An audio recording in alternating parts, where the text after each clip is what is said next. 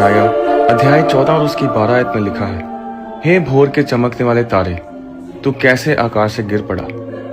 यह भोर का चमकने वाला तारा लूसीफर था। यहेजकेल 28 उसकी 14 आयत हमें बताती है कि शैतान पहले एक अभिषिक्त दूत था जो परमेश्वर की हजूरी की रखवाली करता था।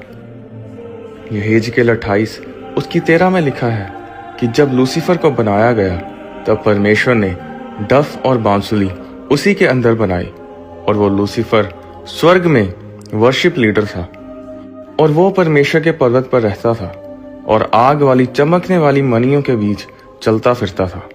यह दूत दूसरे दूतों की आराधना करने में अगुवाई करता था। अगर आप उस समय में जाएं जब इस दुनिया की सृष्टि की गई थी, तो अय्यूब की पुस्तक उसके 38 अध्याय में लिखा है कि जब परमेश्वर इस दुनिया की सृष्टि कर रहा था तो भोर के तारे एक संग आनंद से गाते थे और परमेश्वर के सब पुत्र जय जयकार करते थे। लूका अध्याय 10 और उसके 18 आयत में लिखा है, यीशु ने कहा कि मैं शैतान को बिजली के समान स्वर्ग से गिरा हुआ देख रहा था। प्रकाशित वाक्य अध्याय 12 उसकी 7 आयत में लिखा है कि फिर स्वर्ग में लड़ाई हुई। माइकल और उसके स्वर्गदूत अजगर से लड़ने को निकले और अजगर और उसके दूत उससे लड़े, और तब लूसीफर और उसके दूतों को पृथ्वी पर गिरा दिया गया। जब वो लूसीफर पृथ्वी पर गिरा दिया गया तो स्वर्ग के 1/3 दूत उसके साथ गिरे। क्या आप जानते हैं कि 1/3 स्वर्गदूत लूसीफर के साथ जुड़े थे, 1/3 माइकल और 1/3 गैब्रियल के साथ जुड़े थे। और जब लूसीफर गिरा तो वो अपने साथ 1/3 दूतों को भी साथ लेकर गिरा, और वो जिन दूतों को साथ लेकर गिरा वो सब वर्शिपर्स थे। और इसीलिए धरती पर संगीत बहुत शक्तिशाली है। Sex, rock and roll, drugs, शराब, नशे सब संगीत से जुड़े हैं। अगर आप संगीतकारों को देखें तो वो सब किसी न किसी नशे में या जुए में या बुरी संगति में आपको मिलेंगे, क्योंकि जब लूसीफर गिरा तो उसने इस धरती पर संगीत को भ्रष्ट किया। माइकल के पास युद्ध वाले दूत हैं, गैब्रियल के पास सेवा करने वाले दूत हैं, और लूसीफर के पास वो दूत हैं जो आराधना करते थे। और जब लूसीफर स्वर्ग से गिरा तो मैं वचन से साबित करूंगा कि स्वर्ग ने अपने संगीत को खो दिया। आप सोच रहे होंगे कि दूत तो यीशु मसीह के जन्म पर भजन गा रहे थे। नहीं, लूका अध्याय 2 उसकी 13 में लिखा है कि स्वर्ग दूतों का दल परमेश्वर की स्तुति करता हुआ और ये कहते दिखाई दिए, आकाश में परमेश्वर की महिमा और पृथ्वी पर उन मनुष्यों में जिनसे वह प्रसन्न है शांति हो। प्रकाशित वाक्य 4 उसकी 8 में लिखा है कि स्वर्गदूत स्वर्ग में दिन रात बिना विश्राम कहते रहते हैं, पवित्र पवित्र पवित्र प्रभु परमेश्वर सर्वशक्तिमान, जो था और जो है और जो आने वाला है। प्रकाशित वाक्य 5 उसकी 11 में लिखा है कि परमेश्वर के सिंहासन के आसपास स्वर्गदूत ऊंचे शब्द से कहते रहते हैं, वध किया हुआ मेमना ही सामर्थ और धन और ज्ञान और शक्ति और आदर और महिमा और धन्यवाद के योग्य है। प्रकाशित वाक्य अध्याय 7 उसकी 11 में लिखा है, और सारे स्वर्गदूत उस सिंहासन के सामने मुंह के बल गिर पड़े और परमेश्वर को दंडवत करके कहा, आमीन।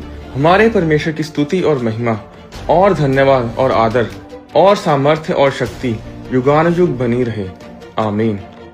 आराधना स्वर्ग में भी होती है और आराधना धरती पर भी होती है, पर आराधना आपके शब्द होते हैं, जैसे कि हालेलुया, परमेश्वर का नाम धन्य हो, परमेश्वर की महिमा हो, परमेश्वर हम तेरी इज्जत करते हैं, तुझे महिमा देते हैं।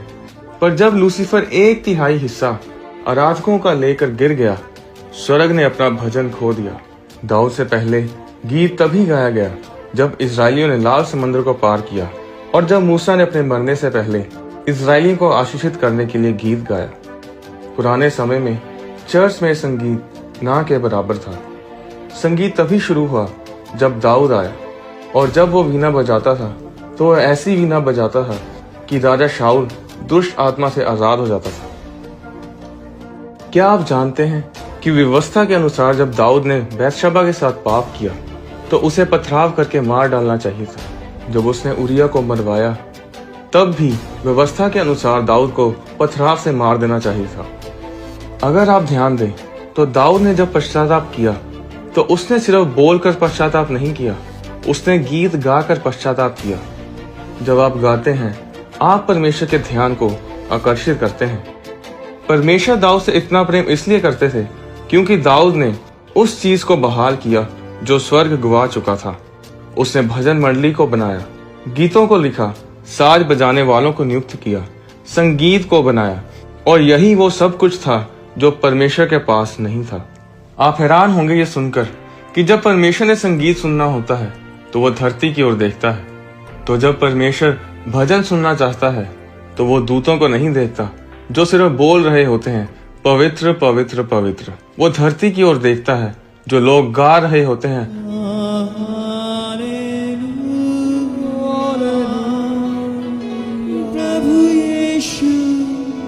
जब एलीशा ने भविष्यवाणी करनी थी तो उसने वीणा बजाने वाले को बुलवाया, और जब संगीत बजने लगा तो परमेश्वर की सामर्थ एलीशा के ऊपर आई।